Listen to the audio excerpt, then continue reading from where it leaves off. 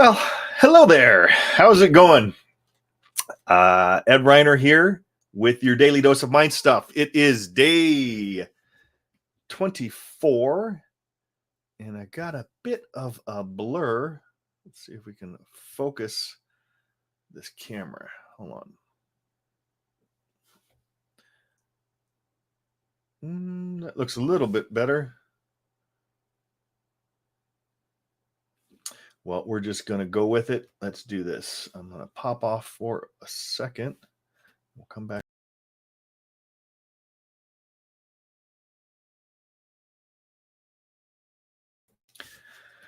Okay. Oh, that looks better. Yes. All right. We're clear. We're clear. We're good. Always dealing with some technical issue, but that's okay.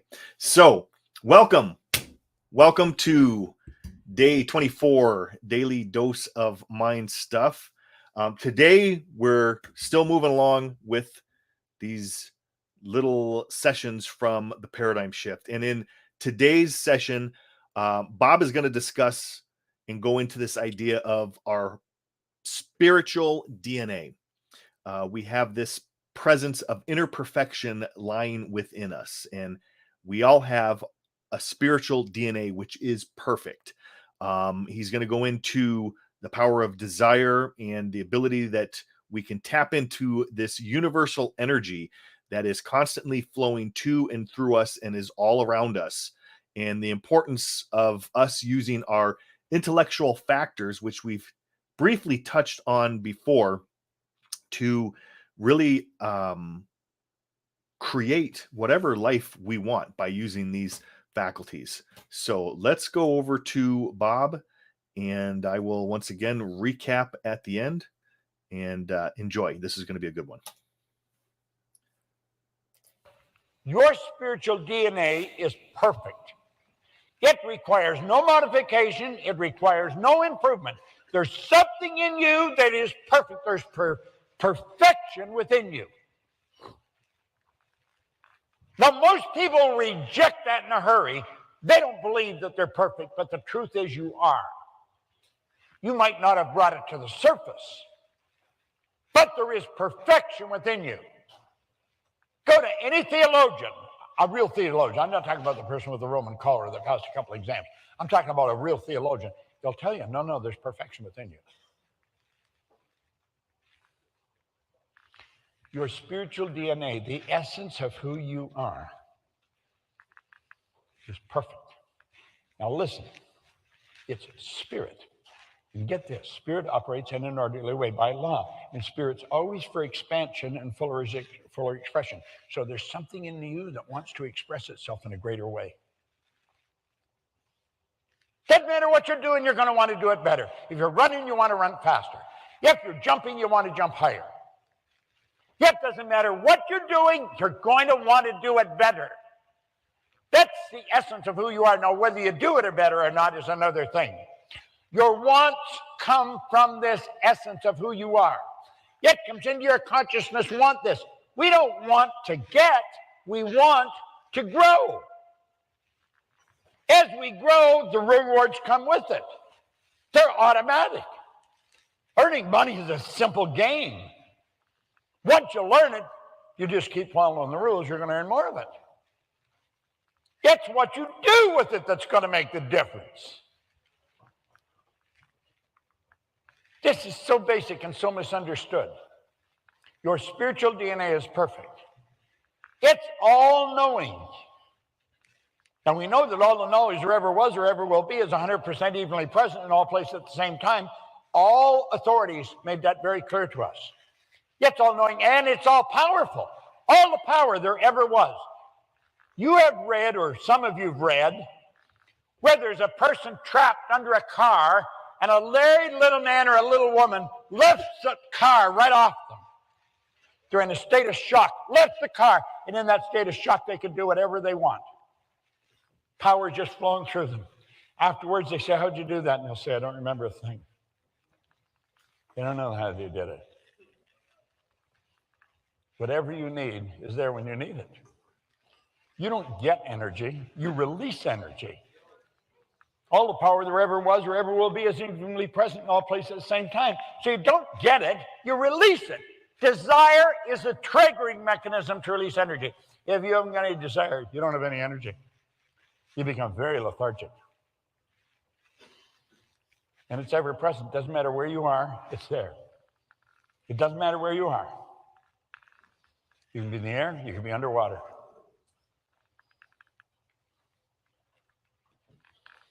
That power is there. Now, that is the real you. You have to ask yourself, am I truly who I pretend to be? You know, there's some of you that want this so much because there's something that you want. And you think, God, if this would do it, this will do it. If you'll just lock into it, just take my word. I mention Phil so often every now and then. He has done exactly what I suggest. I said, study this book, you'll study it. He phones with a problem. I said, no, it's not a problem. Don't even think about it anymore. And just one good thing after another happens to him. That's how I was winning. You see, when Ray gave me this book, he said, do exactly what I tell you. And he said, you can have anything you want. I don't know why, but I started to do exactly what he told me. And things started to happen so fast, and there were good things that I just kept doing it. Didn't matter what he would tell me, I would do it. I didn't understand why he would tell me to do it. I didn't understand what I was doing quite frequently. But he said, get this, study this, study that, do this, do that. Then I went to work with Earl Nightingale. I just did exactly what Earl said. I've had a few mentors. Then I met Vanderwall, met Dr. Roeder, Dr. Harry Roeder, and I would do exactly what these people would say. You should do this. If I was in a seminar and said they'd do that, I would do it. I would just start doing it. I didn't care if it cost me. I didn't care if I made mistakes. I would just do it exactly what they said. And things just kept getting better and better and better. I probably have, I don't know, maybe $150 in my pocket. And I don't have any credit cards on me. They're in the safe. I could go anywhere in the world with this, and I'd multiply it overnight. I could. I've done things like that. I know I can. Because you see, I know if you want more of this, you've got to earn it. No one makes money. The only people that make money are either in the mint or in jail or on their way, one or the other. Everybody else earns it. If you provide service, you can get money as a reward. I know how to do that. I go anywhere in the world. I've gone all over the world doing it. That's a universal law. If you want to win, you got to put it out. You put it out, and the universe will send it back. You've got to get this straight. When you start thinking you can't do something, what's on the screen, that is the real deal. Your spiritual DNA is perfect. That's the essence of who you are. Now, the paradigm is all this crap that's built on top of it. It's like virus code on top of it. And the perfection is trouble seeing the light of day. We got so much stuff on top of it. But if we say, I'm going to give this a whirl and understand there is perfection in there, and if you follow the rules, it'll grow. You will get better. You will get the reward. It happens. It happens just as sure as it's going to get dark tonight. We know it's going to get dark tonight. That's an expression of the law. The law is God's modus operandi. It's how everything happens. You don't have to wonder if you're going to have enough energy. You've got all the energy there is. No one's got more energy than anybody else. All the energy there ever was or ever will be is 100% evenly present in all places at the same time. All the knowledge is. You know how you figure it out? When you're ready, you'll get it. You got to see yourself with it. You got to stay in that frequency. And then when you're ready, you'll get it. You are a spiritual being. Cut it any way you want, that's what you are. You live in a physical body, but you're not a physical being. Now, what separates us, spirit's omnipresent, so spirit's in a garden rock. Spirit's in a tree, it's in the cup. Science calls it energy. Energy's omnipresent.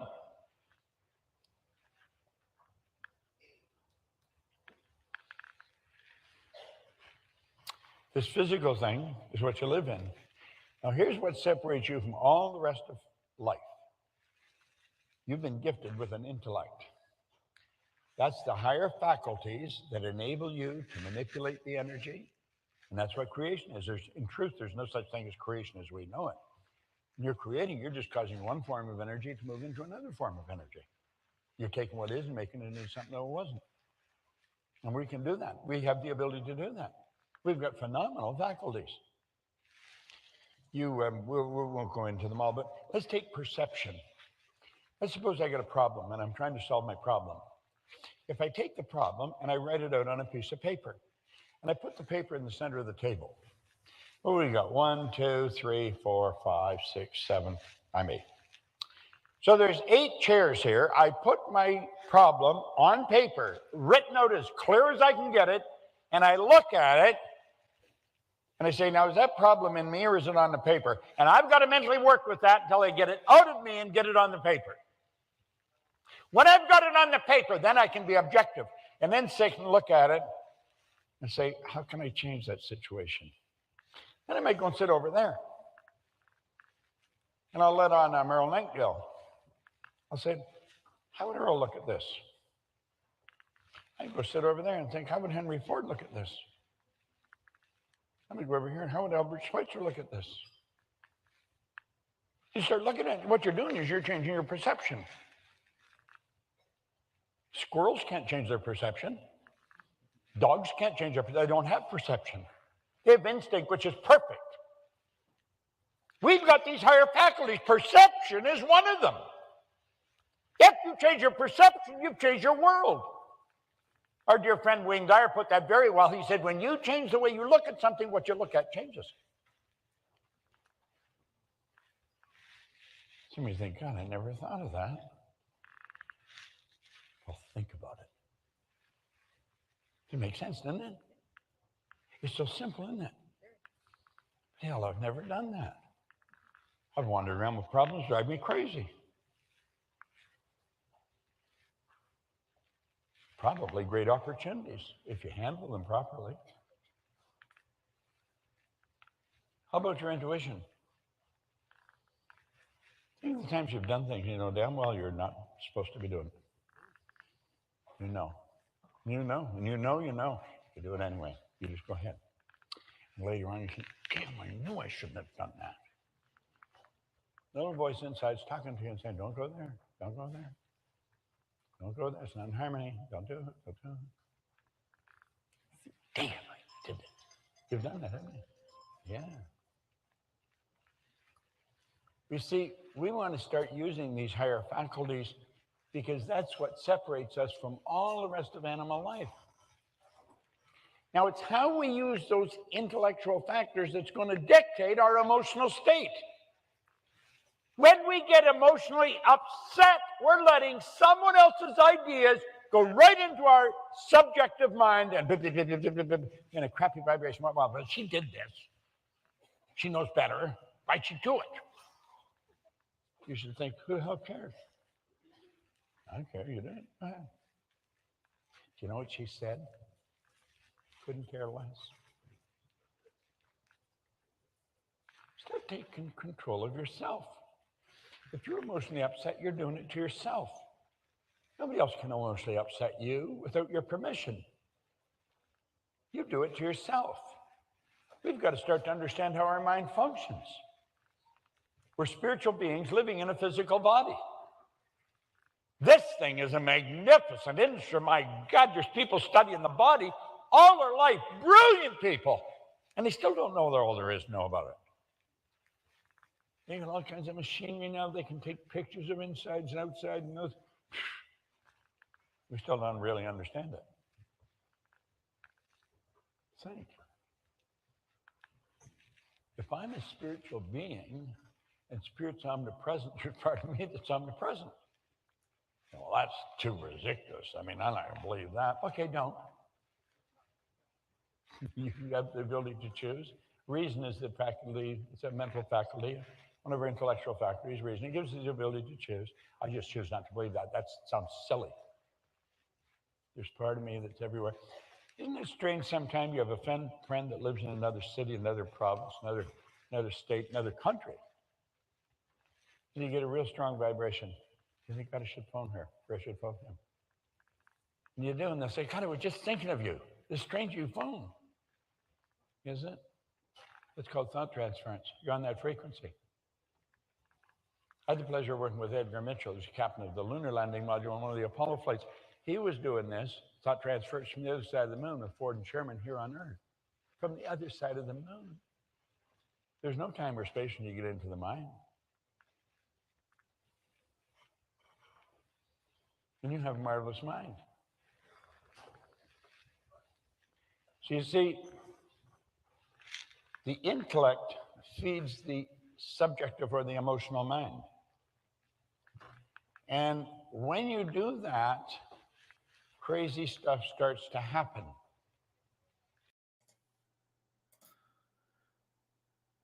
Okay.